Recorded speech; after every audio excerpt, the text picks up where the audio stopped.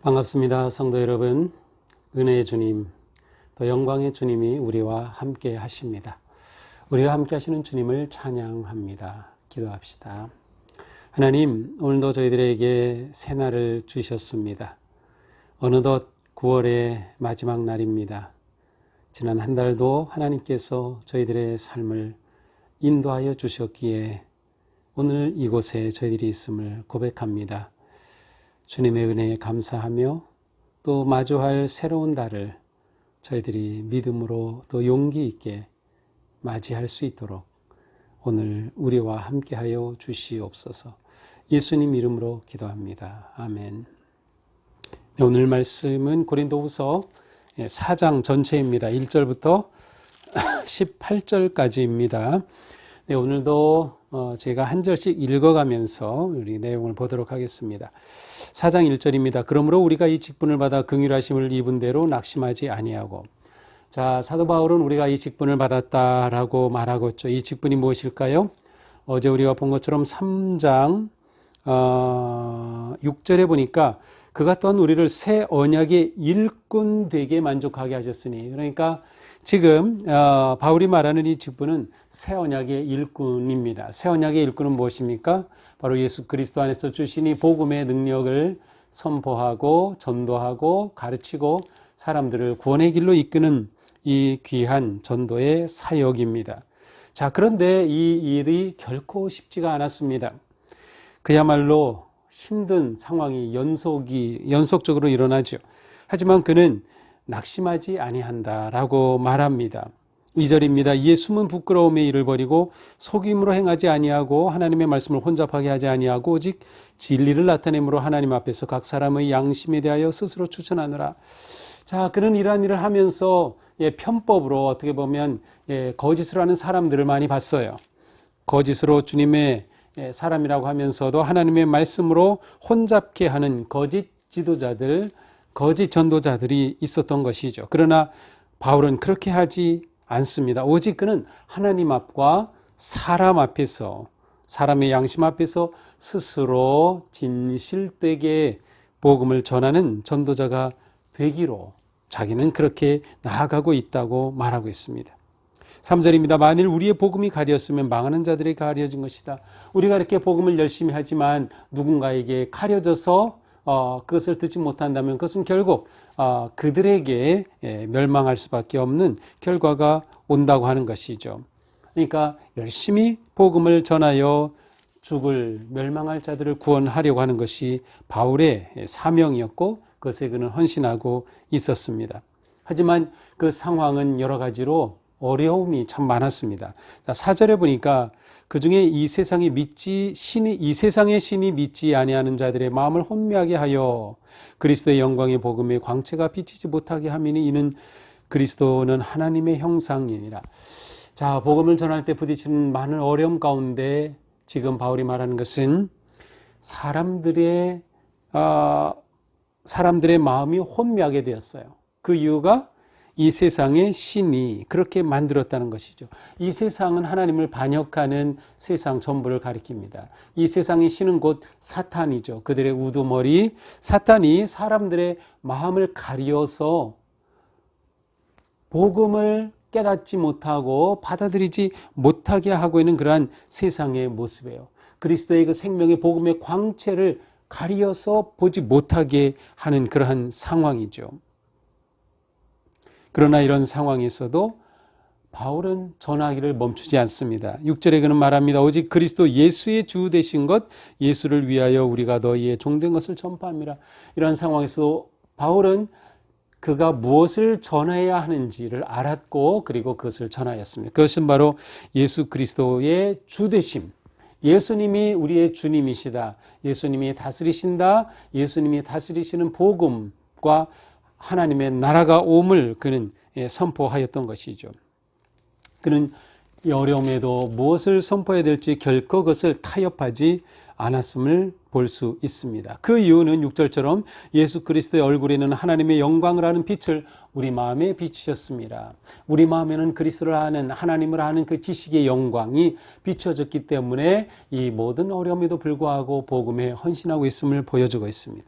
오늘 우리는 우리 마음에 예수 그리스도의 그 영광의 빛이 비춰졌고 그래서 우리는 예수님을 알고 하나님의 거룩한 자녀가 된 것이죠. 이 얼마나 놀라운 일입니까?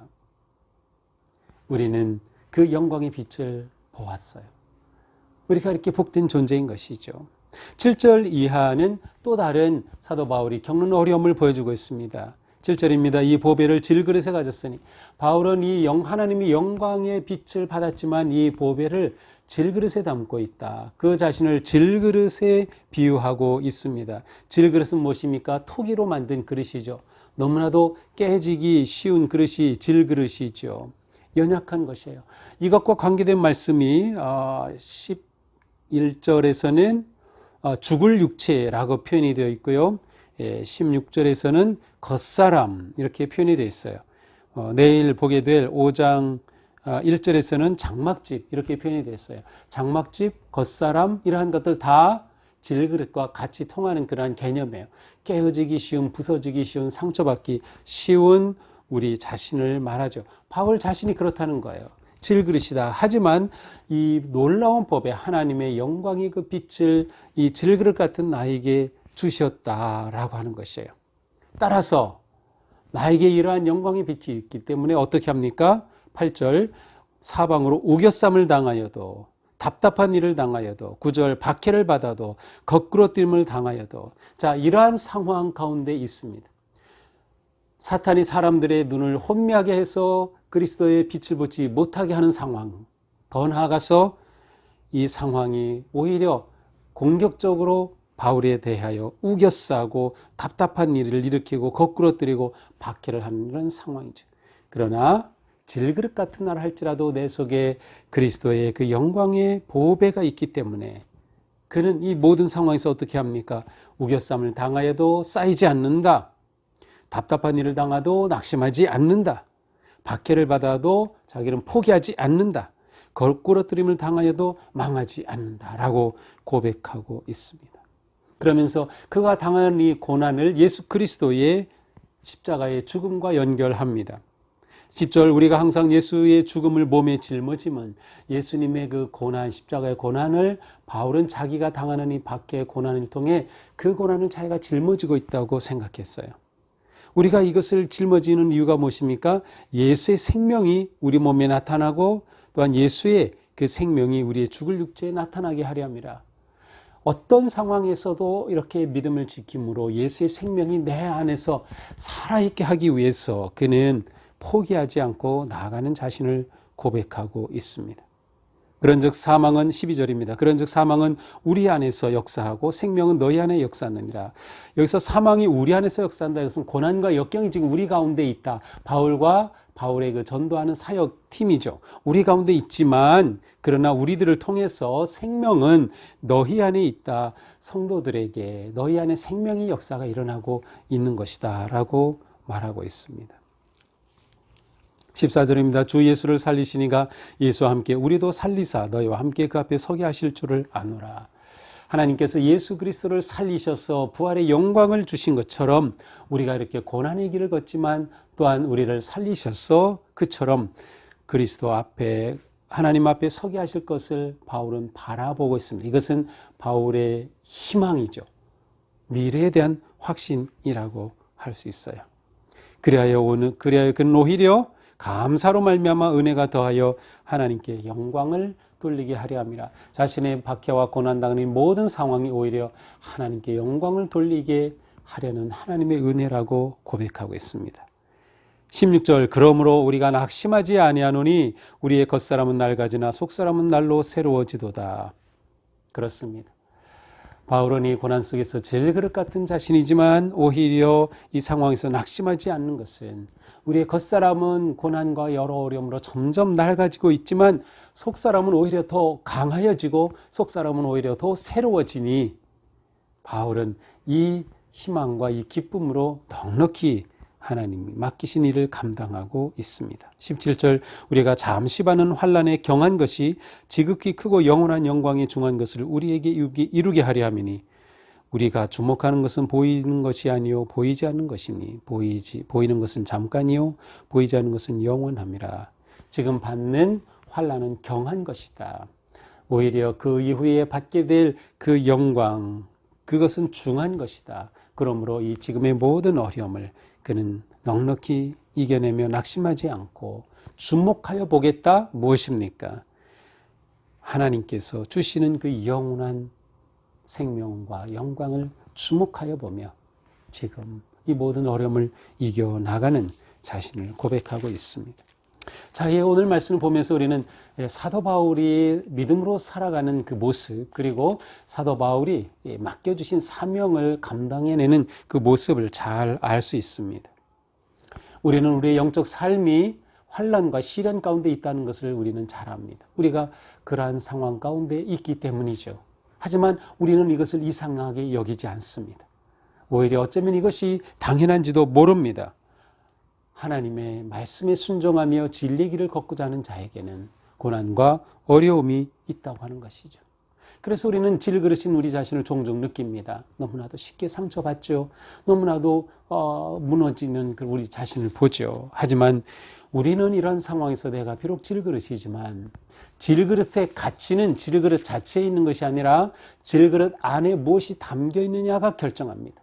그러니 우리 안에 예수 그리스도의 생명이 있다는 것을 우리는 확신해야 합니다.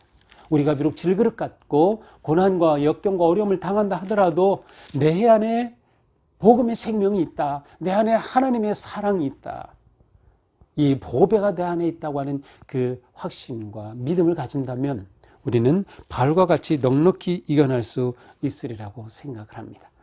우리가 이 믿음을 가질 때 오히려 우리는 고난 중에 더 속사람이 강건해지고 속사람이 더 새로워지게 될 것입니다.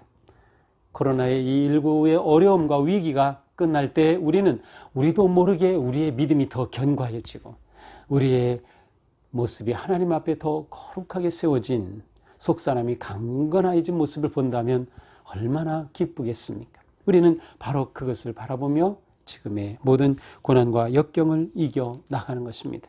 지금은 잠시입니다. 환난은 잠시입니다. 가벼운 것이죠.